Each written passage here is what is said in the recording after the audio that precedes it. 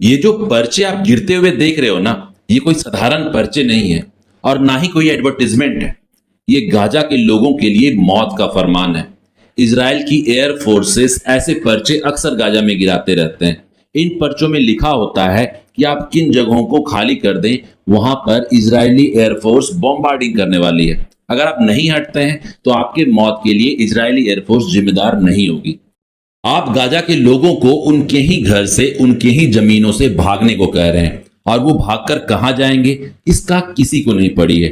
ये किस तरह की प्रैक्टिस इजरायली एयरफोर्स गाजा में कर रहा है? मुझे नहीं लगता कि दुनिया में कोई दूसरी ऐसी आर्म फोर्सेस होगी जो इस तरह की प्रैक्टिस आज के डेट में भी कर रही होगी। बहुत सारे लोग ऐसा जरूर कहेंगे कि इजराइल ने पहले शुरू नहीं किया था, हमास ने ये सब शुरू किया था। हमास गजा में चुपकर बैठा है तो इजराइल क्या करे? इजरायली आर्म फोर्सेस अभी तक 65 से 70 हजार लोगों को मार चुकी है गाजा में।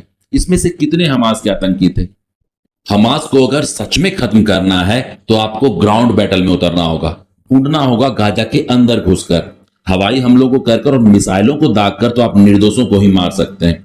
और सच तो यह है कि अब इजराइल की प्रायोरिटी ही बदल चुकी है। हमास के आतंकियों को पकड़ना इजराइल की प्रायोरिटी है ही नहीं। अब इजराइल का फोकस है बस अपनी सीमा को बढ़ाने पर। इजराइल गाजा के बिल्डिंगों को ध्वस्त करके, पर्चों को गिराकर, वहां से लोगों को भगाकर उनकी जमीनों को कब्जा करने में लगा है। अब उन्हें नहीं पड़ी है अपने बचे हुए होस्टेजेस को बचाने की, और ना ही पड़ी है हमास के आतंकियों को मारने की।